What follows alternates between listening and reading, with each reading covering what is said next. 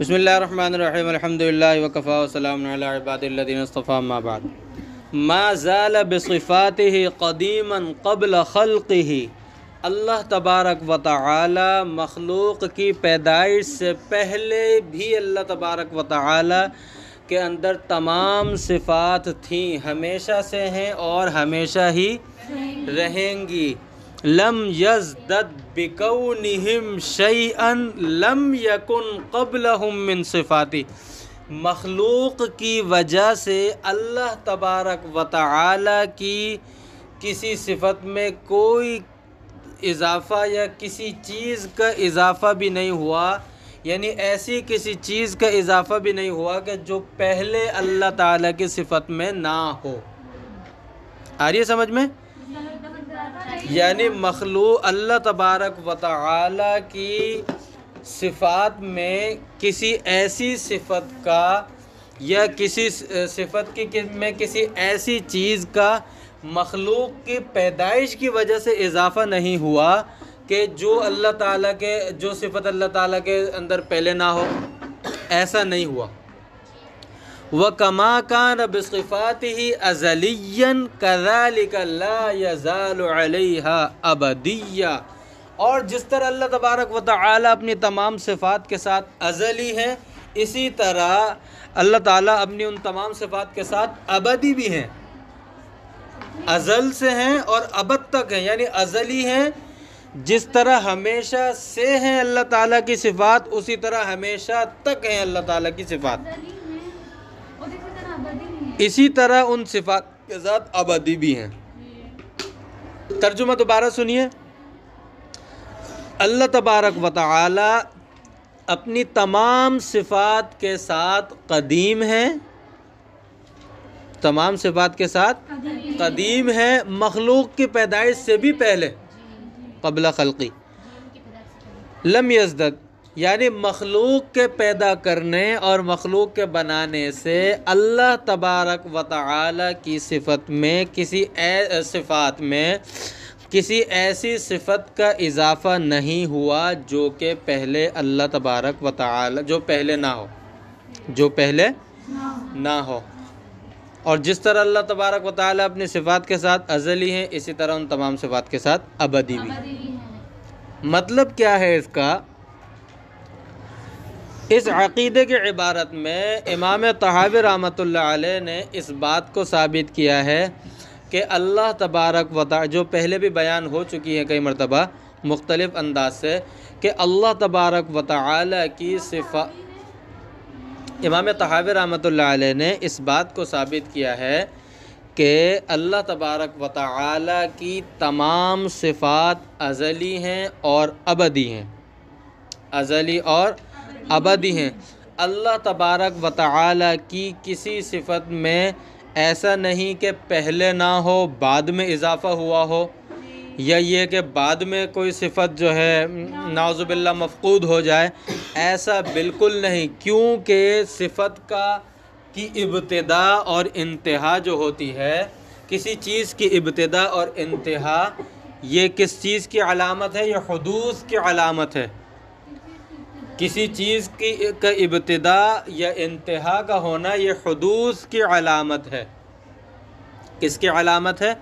حدوث کی۔ اور اللہ تبارک و تعالی حدوث سے پاک ہے۔ اللہ تبارک و تعالی قدیم ہے، ازلی ہے، ابدی ہے، اور اللہ تبارک و تعالی کی اسی طرح تمام صفات بھی ازلی ہیں، ابدی ہیں، قدیم ہے۔ لہذا یہ کہنا کہ اللہ تعالیٰ کی کسی صفت میں بعد میں اضافہ ہوا، یہ درست نہیں ہے، کیونکہ یہ حدوث کو مستلزم ہے، اور حدوث ایک عیب ہے، نقص ہے، اور اللہ تبارک و تعالی تمام عیوب اور نقائص سے منزہ ہیں، پاک ہیں۔ اللہ تبارک و تعالی مخلوق کو پیدا کرنے سے پہلے بھی خالق تھے۔ اللہ تبارک و تعالی مخلوق کو پیدا کرنے سے پہلے بھی خالق تھے۔ اللہ تبارک و تعالی احیاء موتا سے پہلے بھی محیی تھے۔ اللہ تبارک و تعالی کے اندر صفت محیی مردوں کو زندہ کرنے سے پہلے بھی تھی، جب کوئی زندہ ہونے والا نہیں تھا اللہ تعالیٰ کے اندر اس وقت بھی صفت محیی موجود تھی۔ جب کوئی مرنے والا نہیں تھا تو اللہ تبارک و تعالیٰ کے اندر صفت محیی اس وقت بھی تھی. آ رہی ہے سمجھ میں؟ اور جب کوئی مرنے والا نہیں تھا صفت ممیت یعنی مارنے والا، صفت ممیت اللہ تعالیٰ کے اندر اس وقت بھی تھی. جب کوئی مرنے والا نہیں تھا صفت ممیت اللہ تبارک و تعالیٰ کے اندر اس وقت بھی تھی. جب کسی کوئی بات سننے والا نہیں تھا، جب کوئی بات سننے والا نہیں تھا تو اللہ تبارک و تعالیٰ اس وقت بھی کلام کرنے پر قادر تھے. جب کوئی بات سننے والا یا جس سے کلام کیا جائے وہ نہیں تھا، اللہ تبارک و تعالیٰ کلام کرنے پر اس وقت بھی قادر تھے. قدرت علی الکلام کی صفت اللہ تبارک و تعالیٰ کے اندر اس وقت بھی تھی. آگے سمجھ میں؟ جی، یعنی یوں کہتے ہیں کہ اللہ تبارک و تعالیٰ قادر علی الکلام قبل الکلام تھے. قادر علی الکلام قبل الکلام بھی تھے. قادر علی الکلام قبل الکلام بھی تھے اور اسی طرح اللہ تبارک و تعالی قادر علی الفعل قبل الفعل بھی تھے. قادر علی الفعل قبل الفعل بھی نہیں تھے، یعنی جب کلام نہیں تھا اللہ تعالیٰ کلام پر جب بھی قادر تھے.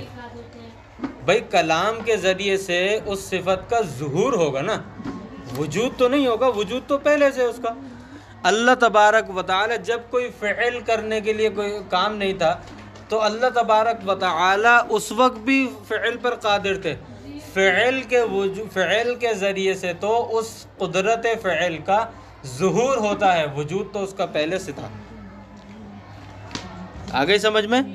غرض یہ کہ خلاصہ کلام یہ کہ اللہ تبارک و تعالی کی تمام صفات قدیم ہیں اور ازلی ہیں. قدیم ہیں اور ازلی ہیں. قدیم ہیں اور ازلی ہیں.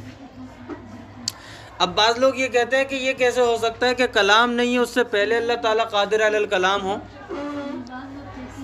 کہ یہ کیسے ہو سکتا ہے کہ کلام تو موجود نہیں ہے اور اللہ تعالیٰ اس سے پہلے قادر علی الکلام ہو؟ یعنی ظہور سے پہلے وجود کیسے ہو سکتا ہے؟ ظہور سے پہلے وجود کیسے ہو سکتا ہے؟ بعض لوگ یہ سوال کرتے ہیں. تو میں آپ کو ایک مثال دیتا ہوں.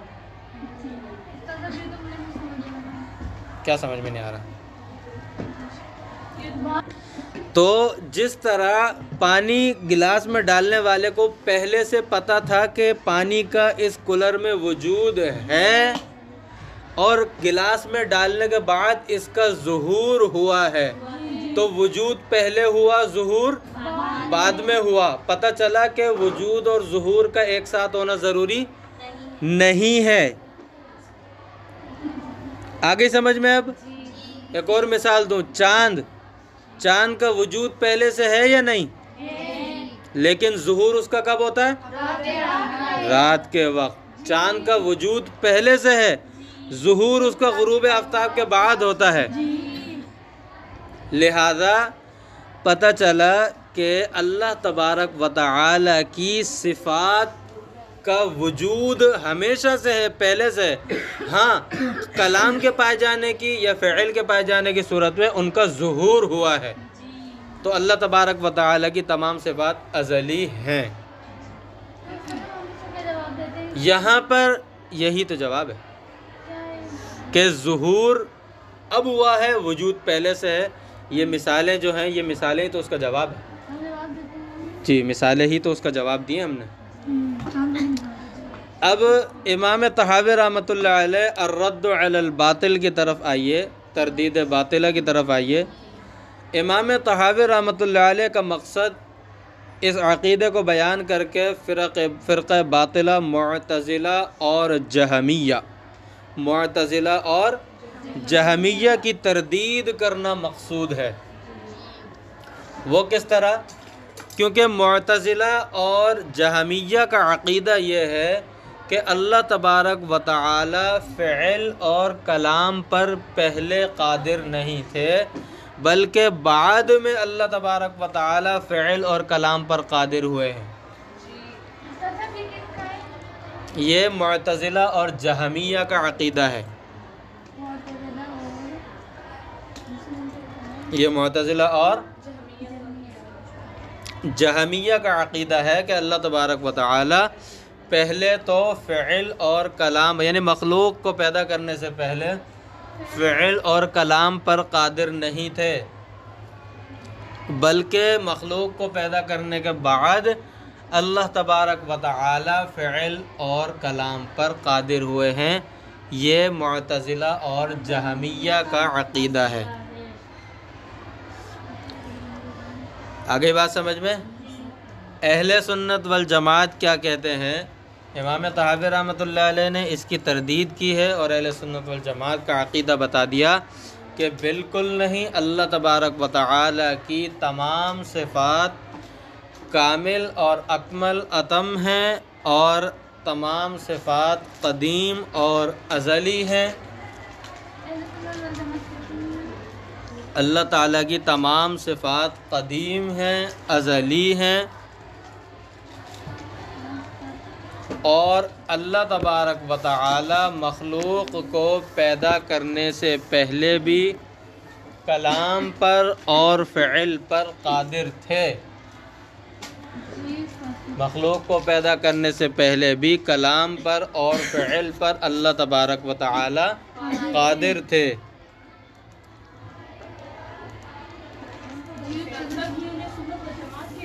جی، یہ اہل سنت والجماعت کا مسلک ہے نا کہ اللہ تعالیٰ پہلے سے ہی قادر تھے، جی، دونوں پر۔ خود قرآن کریم میں اللہ تبارک و تعالیٰ کیا فرماتے ہیں؟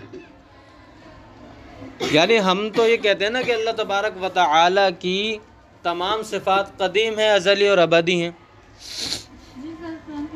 قرآن کریم میں اللہ تبارک و تعالیٰ کیا فرماتے ہیں؟ سورہ بقرہ آیت نمبر 253، وَلَكِنَّ اللَّهَ يَفْعَلُ مَا يُرِيدُ وَلَكِنَّ اللَّهَ يَفْعَلُ مَا يُرِيدُ، اور لیکن اللہ تبارک و تعالی جو چاہیں کرتے ہیں۔ تو اللہ تبارک و تعالی جو چاہیں کرتے ہیں، یہ بات مخلوق کے پیدا کرنے سے پہلے بھی موجود ہے، تمام مخلوق ختم ہونے کے بعد بھی موجود ہوگی۔ یہ بات کرتے ہیں، جی۔ ایک اور جگہ فرمایا ذو العرش المجید فعال لما یرید، عرش مجید کا یہ بڑی شان والا کہ وہ جو چاہے کرتا ہے، جو چاہے کرتا ہے۔ عرش مجید والا، عرش مجید والا یعنی عرش مجید کا مالک اور بڑی شان والا جو چاہے کرتا ہے۔ تو عرش مجید کا مالک اللہ تعالیٰ ہی ہے، اور کون ہے؟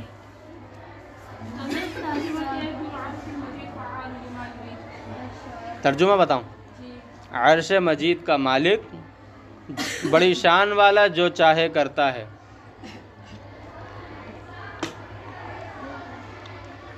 اور اس کا ترجمہ یوں بھی کہ وہ عرش والا بڑی شان والا، عرش والا بڑی شان والا جو چاہے، جو چاہتا ہے وہ کرتا ہے۔ یہ مخلوق کو پیدا کرنے سے پہلے بھی ہے اور مخلوق کے پیدا کرنے کے بعد بھی ہے۔ یہ جو دوسری آیت میں نے بتائی ہے آپ کو، یہ سورہ بروج کی آیت نمبر 15 اور 16 ہے۔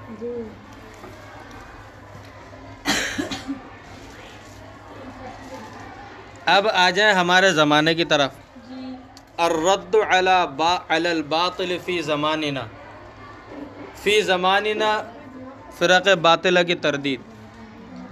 ہمارے زمانے میں بہت سے لوگوں کا عقیدہ بھی کچھ اسی طرح کا ہے، بہت سے لوگوں کا عقیدہ بھی کچھ اسی طرح کا ہے۔ وہ کہتے ہیں کہ دنیا کا نظام کوئی نہیں چلا رہا بلکہ یہ خود بخود چل رہا ہے۔ دنیا کا نظام کوئی نہیں چلا رہا بلکہ یہ خود بخود چل رہا ہے۔ کوئی نہیں چلا رہا بلکہ یہ خود بخود چل رہا ہے۔ یعنی یہ لوگ بھی اللہ تبارک و جس طرح فرق معتزلہ اور جہمیہ اللہ تبارک و تعالی کی صفات کا انکار کرتے ہیں، اسی طرح ہمارے زمانے کے لوگ بھی، بعض لوگ بھی وہ یہ کہہ کر کہ اس کا نظام شمسی وغیرہ سب خود بخود چل رہا ہے، وہ بھی اللہ تبارک و تعالی کی صفات کا انکار کرتے ہیں۔ جی، لہذا امام طحاوی رحمۃ اللہ علیہ نے جب اللہ تبارک و تعالی کی صفات کے قدیم ہونے کو ثابت کیا تو ان صفات کا وجود خود بخود ثابت ہو گیا۔ اللہ تبارک و تعالی کی صفات کے قدیم ہونے کو جب ثابت کیا تو ان صفات کا وجود خود بخود ثابت ہو گیا۔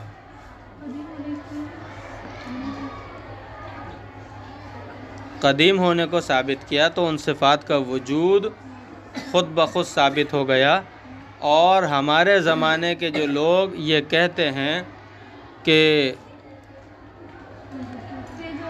اللہ تبارک نظام کوئی نہیں چلا رہا، خود چل رہا ہے، جی ان کی تردید ہو گئی۔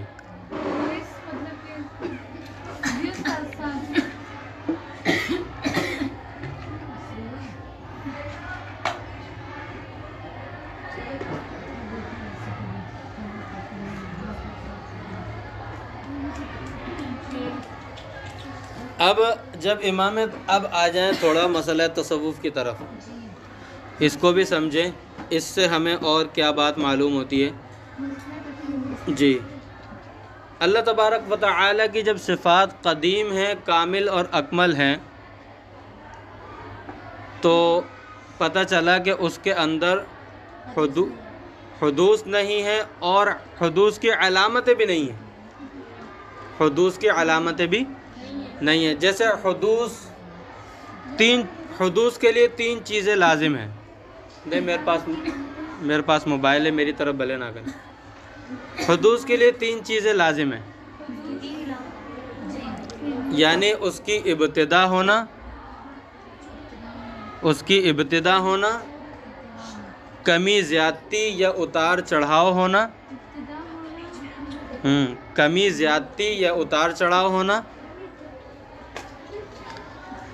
ٹھیک ہے، اور انتہا ہونا۔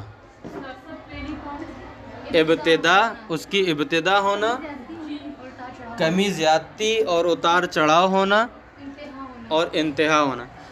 لہذا جس میں یہ چیزیں ہوں ان میں حدوث ہے، اور حدوث کمال کے منافی ہے۔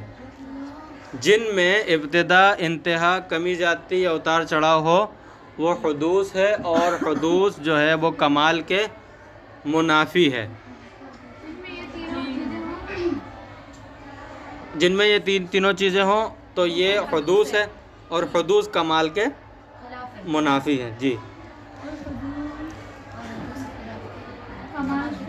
جی، اب سالک کو کیا کرنا چاہیے؟ سالک کی نظر اسی طرف اٹھنی چاہیے، اسی طرف اٹھنی چاہیے کہ دل میں اسی کو بسائے، اپنے دل میں اسی ذات کو بسائے جس پر غصہ اور رضا کی حالت میں کوئی الگ حالت ظاہر نہیں ہوتی، کہ اپنے دل میں اسی ذات کو بسائے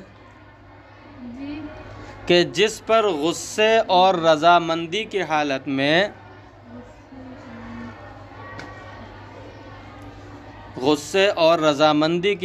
میں کوئی الگ حالت ظاہر نہیں ہوتی، کوئی الگ حالت ظاہر نہیں ہوتی۔ غصہ ہو تب بھی، رضامندی ہو تب بھی اس کی حالت نہیں بدلتی، ظاہر نہیں ہوتی۔ کیوں؟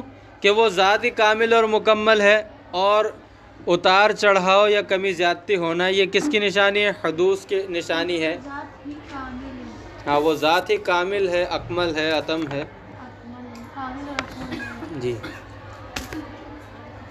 لہذا اپنے دل میں اسی ذات کو بسایا جائے جو قدیم ہے اور جس کی صفات میں بھی کوئی اتار چڑھاؤ نہیں ہوتا، یعنی اپنے دل میں اللہ تعالیٰ کو ہی بسائے۔ کیوں؟ اللہ کے علاوہ کسی اور کو اگر اپنے دل میں بسائے گا، آپ لوگ بھی تو سالک ہیں نا، جنت کی طرف جانے، اللہ کی رضامندی حاصل کرنے کے لیے آپ لوگ بھی تو سالک ہیں۔ تو اگر اللہ کے علاوہ کسی اور کو دل میں بسائے گا تو اگر وہ ناراض ہوگا تو بھی اس کو تکلیف پہنچے گی، اگر وہ خوش ہوگا تو بھی اس کو پریشانی کا کبھی کبھی پریشانی اٹھانی پڑے گی۔ اللہ کے سوا کسی اور کو دل میں بسائے گا تو ظاہر سی بات ہے اس کو کبھی خوشی ہوگی تو بھی اس کی حالت آپے سے باہر ہو جائے گی، اس کو کبھی غمی حاصل ہوگی تو بھی اس کی حالت آپے سے باہر ہو جائے گی۔ لہذا اللہ کے علاوہ اپنے دل میں کسی اور کو نہ بسائے، اللہ ہی کو بسائے، پھر انشاءاللہ اس کی حالت اور اس کی دل کی کیفیت جو ہے وہ کبھی بھی پریشان کن نہیں ہوگی اور ایک ہی رہے گی۔ وآخر دعوانا الحمدللہ رب العالمین۔